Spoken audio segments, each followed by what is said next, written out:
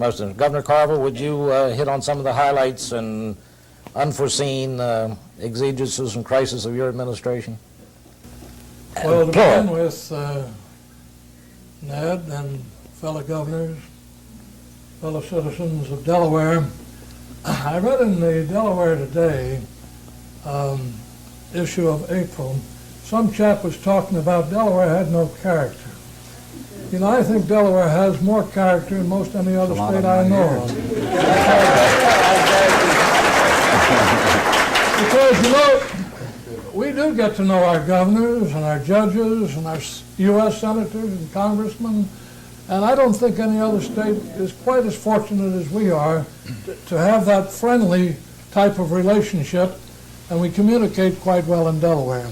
Now, one of the problems was we were just coming out of World War II, and we hadn't been spending any money, and Delaware was growing, as Governor Boggs pointed out, and we needed to increase the size of our schools. We needed to do something about school teacher salaries, and this was becoming apparent when I was lieutenant governor. And so when I ran for governor in 1948, it was quite apparent that one of the big issues in Delaware was education.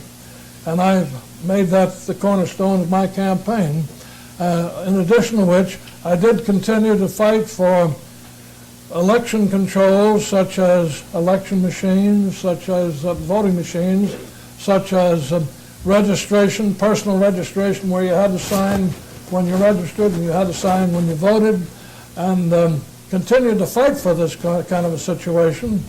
And when I was elected in 1948, one of the first things we did was to put through or work for a strong program. I remember we raised teacher salaries and we had to raise income taxes. And this wasn't a very happy kind of a situation, because I don't suppose we'd had an income tax increase for probably, except for 1%, I think we had one time during the war, a gross income tax. But we hadn't raised any income taxes, I don't suppose, for years and years and years.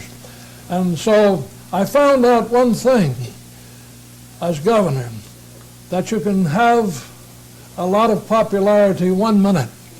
And if you don't husband that popularity, you can lose it 5 minutes later. And it's a very important thing for the people to support what you're trying to do.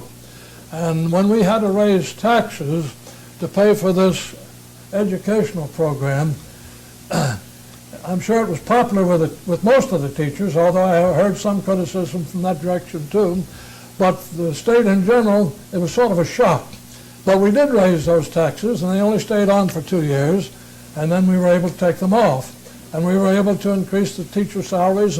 And in addition to this, when we increased teachers, the nurses, the custodians, the typists, the secretaries, they all got an increase too. And then, of course, when they got an increase, everybody else in the state wanted one. So that's how the things began to start a bit of inflation here in the state. And of course, we were having some inflation at that time. And now, I remember at the time, they came forward, the State Board of Education came forward with a $28 million bond issue for schools. Well, I don't suppose we spent $28 million for schools ever in the history of the state.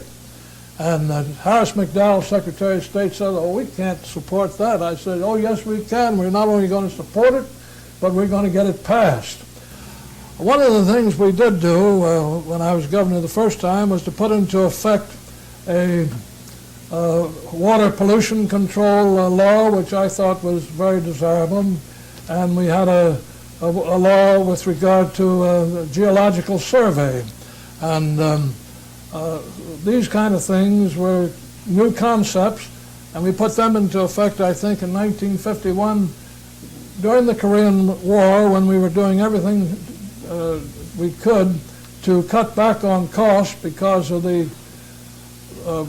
unusual conditions we had run into.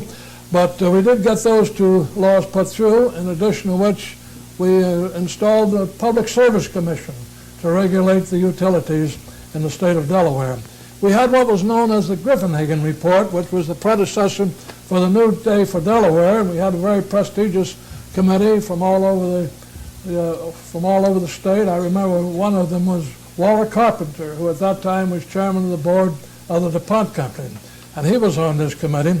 But we didn't get to first base with this concept. We stayed with a commission form of government, and maybe that wasn't too bad. I've often thought that in those days when we had the commission form of government, we had much more citizen participation because the people of the state were responsible and usually received no compensation whatever for what they were doing, but they were, as commissioners, they made the decisions, and the only thing really the governor did, he put the budget together, and if those decisions they made didn't suit him, he might have cut back on the funding of their favorite projects. That's the way the governor could control the situation.